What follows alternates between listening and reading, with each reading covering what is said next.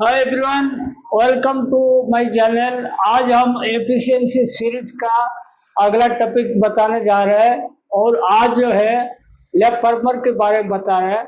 Lab former देखो, उसका history देखने लगोगे। सबसे पहले लैब फर्मर दो टाइप का रहता था, एक स्लाइबल लैब बनता था, एक रिबन लैब बनता था।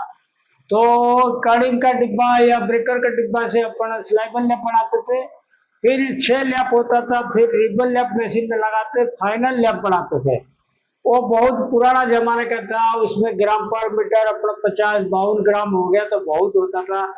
और आज के जमाने में जो हाई प्रोडक्शन कॉम्बर आया, हाई प्रोडक्शन लैप फार्मर आया, इसमें बिल्कुल ड्रास्टिकली चेंज किया गया, जिसके कारण इसमें एफिशिएंसी का बहुत बड़ा मायने रहता है। पहले का हिसाब से इसमें बहुत ज्यादा ये रहता है। अभी देखिए, एफिशिएंसी सीरीज में लैब फर्मर मैंने LS20 का लिया है। LS20 जो है LMW का लेटेस्ट मॉडल है। और उसमें देखो ऑब्जेक्टिव क्या क्या है, टू गेट ऑप्टिमम एफिशिएंसी। अपना मेन ऑब्जेक्टिव इसमें मैक्सिमम अपना एफिशिएंसी कैसे लेंगे, और मैक्सिमम एफिशिएंसी लेंगे, पावर कस्ट कम आएगा, लेबर कस्ट कम आएगा, वो सारी वो एक जैसा कहानी सबके लिए है। और टू अवॉइड बैकस्टॉप सेटल, अगर एफिशिएंसी बराबर आएगा तो बैकस्टॉप सेटल लॉस नहीं होगा। और एक ध्यान रखो, मोटा मोटा एक लैब फर्मर में अपना जनरली 6 कुंबर तक चलाते हैं। और अगर 4 लैब फर्मर अपन काउंट किए तो कम से कम 23, 24, 25 कुंबर तो होगा ही, 24 कुंबर तो होगा ही। तो उसी हिसाब से अपन प्लानिंग करके चलेंगे। अच्छा, टू फीड अलॉटेड कुंबर्स, जो बता आपको एक लैब फर्मर से 6 कुंबर चलता है, तो बराबर अगर एफिशिएंसी नहीं लोगे तो आपकी अलॉटेड कुंबर चालू नहीं हो पाएगा, बराबर चलेगा नहीं। टू मेंटेन क्वालिटी लेवल, अगर आपकी कंटिन्यू फीडिंग नहीं होगा कुंबर में, कुंबर बंद चालू हो के चलेगा तो आपको कभी मजा नहीं आएगा उसमें। फिर कुंबर का लसेज जाएगा, कंटिन्यू फीडिंग नहीं होगा, कंटिन्यू फीडिंग नहीं होगा तो क्वालिटी का प्रॉब्लम आएगा। तो कुल मिला के मतलब अगर सही चलानी है तो आपको बिल्कुल तरीका से चलानी पड़ेगी, एफिशिएंसी लेवल बढ़िया लेनी पड़ेगी, और बैकस्टॉप सेटिंग नहीं होनी चाहिए। फीड कुंबर पर मशीन कुंबर कितना फीडिंग बराबर होनी चाहिए। Maintain quality level, to maintain randomization. देखो रैंडमाइजेशन ऐसा चीज है, जैसे आप लैब फर्मर का देखोगे ना, मैं बताता हूँ सुनो। लैब फर्मर ऐसा समझ लो, यहाँ लैब बनता है, ठीक है, लैब बनता है, यहाँ पे समझ लो डिब्बा है, कैन,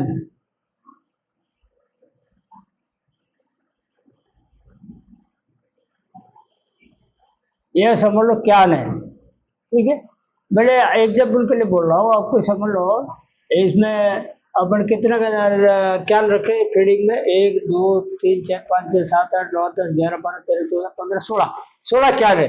तो इसमें क्या करना, देखो जैसे आपके 16 कैन है तो ब्रेकर का समझ लो आपके पास 4 ब्रेकर है, एग्जाम्पल, ये सब लैब बनने के लिए है, ठीक है, सबका आएगा, ऐसे आएगा, समझ लो 4 ब्रेकर है, ठीक है।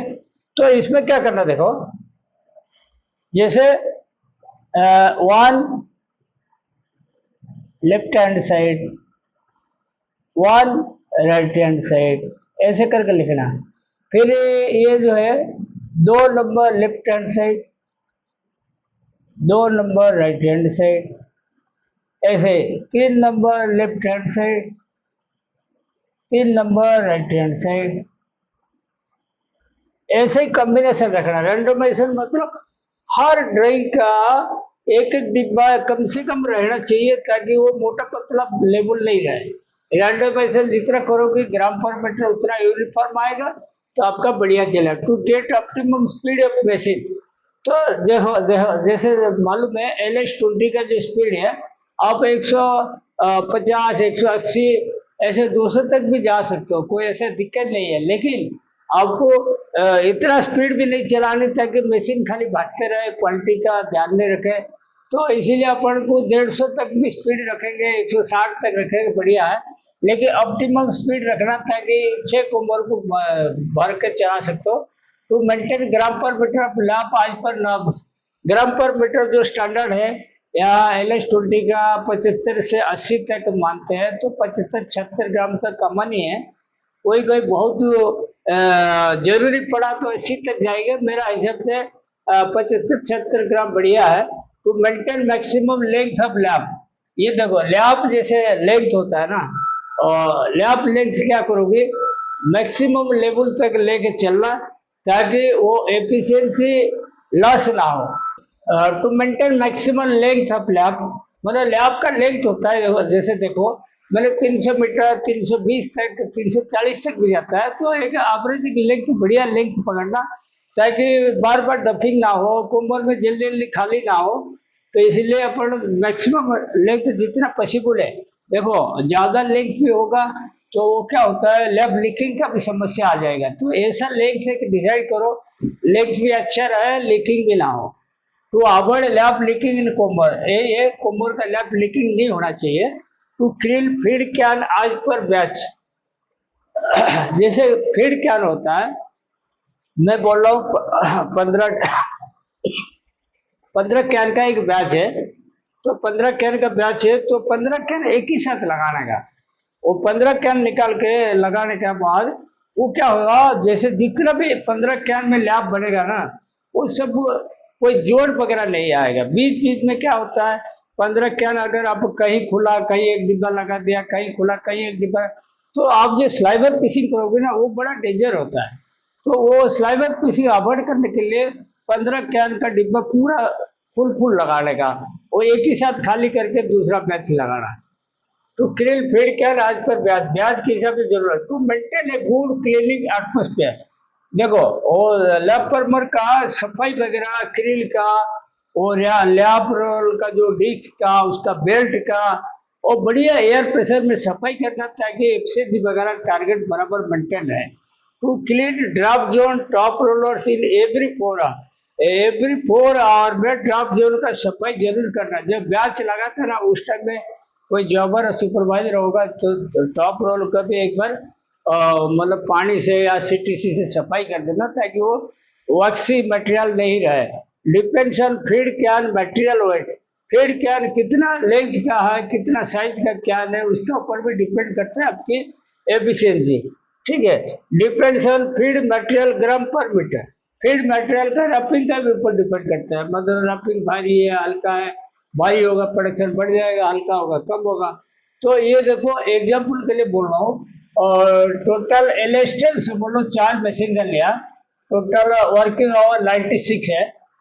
फॉर एग्जाम्पल देखो, नंबर ऑफ डबलिंग हो गया, यूज 15 स्लाइबर का डिब्बा लगेगा, 15 कैन ब्रेकर का। वो फीड मटेरियल रैपिंग देखो 0.110 रखा, या ग्राम पर मीटर कर तो 5.363636 है। और फीड कैन डॉप लेंथ देखो 9000 मीटर है, तो 48.272 kg एक कैन का, फीड कैन का। फुल लैप वेट देखो समझ लो 300 मीटर मैंने पकड़ा, डिलीवरी स्पीड मैंने 150 MPM पकड़ा, ग्राम पर मीटर लैप 75 ग्राम पकड़ा। ये अपन अपने हिसाब से एक पकड़े, ऐसा कोई हार्ड एंड फास्ट रूल नहीं, यही पकड़ना। तो आप उसे ऊपर नीचे भी कर सकते हो, आगे पीछे भी कर सकते हो, आपकी स्पिन प्लान के हिसाब से। 100% प्रोडक्शन देखो 150 MPM हो गया, 75 ग्राम पर मीटर हो गया, 60 मिनट 1 घंटा हो गया, 24 घंटा हो गया, टोटल डिवाइड बाई 1000, ये ग्राम में था, 1000 ले ले तो केजी हो गया, 16,200 केजी हो गया। तो एफिशिएंसी अपने एक रॉफ ले लिया, 72% लिया, तो इसका 72% कर दोगे तो कितना हो गया, 11,664 केजी। तो वन बैच जो होता है ना, एक डिब्बा 48.272 का 15 कैन का लगता है, तो 724 किलो का एक बैच बनता है। तो टोटल बैच कितना लगेगा, 11,664 डिवाइड बाई 724, 16 बैच का लगभग लगेगा। ठीक है, अब आओ एफिशिएंसी ब्रेकअप का calculation. To complete one full lap, समझो 300 का अपन लेंथ रखा, 150 MPM चल रहा है, ये हो गया लेंथ, ये हो गया MPM, तो ये 2 मिनट लगेगा एक लैप कंप्लीट होने में। और dropping time to complete one lap, समझ लो मतलब 2 मिनट में लैप बन गया, उसके बाद ड्रॉपिंग होगा। तो ड्रॉपिंग साइकिल जो होगा, समझ लो एग्जाम्पल लिया मैंने 30 सेकेंड, वो आप लोग अपना अपना लेवल में देख लेना कितना सेकंड ड्रॉपिंग के लिए टाइम लगता है। तो ये 2 minute plus 30 minute, total 2.5 minute लग गए आपकी एक लैप बनने में।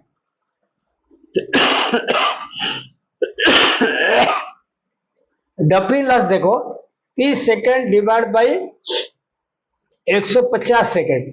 150 सेकेंड कैसे हुआ?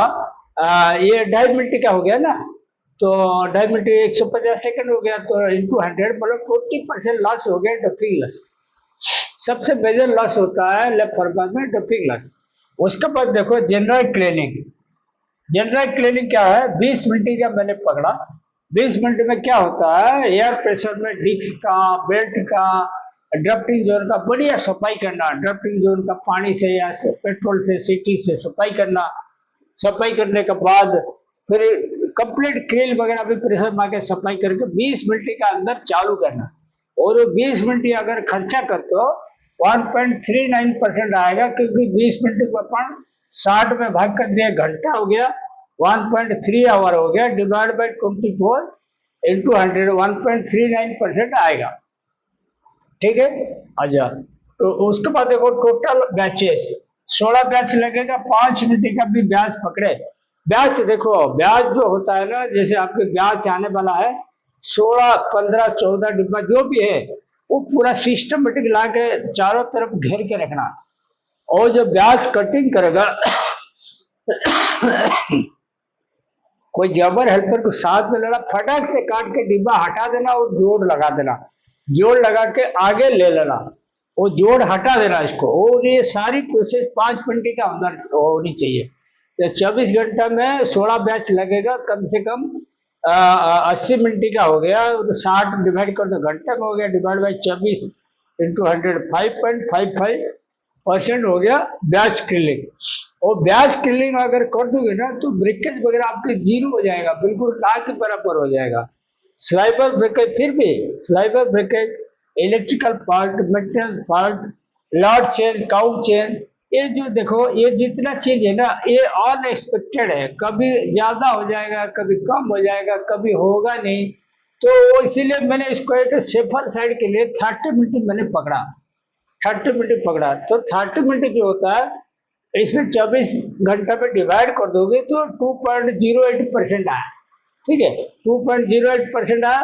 तो टोटल ये 20%, 1.39, 5.55 और 2.08, टोटल 29.02 आया। तो इसको राउंड फिगर पकड़ लो तो 29% का लॉस आया। ठीक है, तो यह स्टैंडर्ड एफिशिएंसी कितना? 100 माइनस 29, 71%। तो जिस लैब पर में एफिशिएंसी 71%, 70, 72 तक आता है ना, वो बढ़िया माना जाता है। लैब पर में कभी उम्मीद नहीं रखना 90%, 95% आ जाए, ऐसे कभी होता नहीं, क्योंकि उसका मेजर जो लॉस होता है ना, ये डबिंग लॉस मारता है। तो इसीलिए ये 71% भी एफिशिएंसी आ गया ना, बहुत बढ़िया एफिशिएंसी माना जाता है। तो इसी हिसाब से प्लानिंग करिए, और मेरे को उम्मीद है आपको ये टॉपिक समझ में आएगा। Thank you.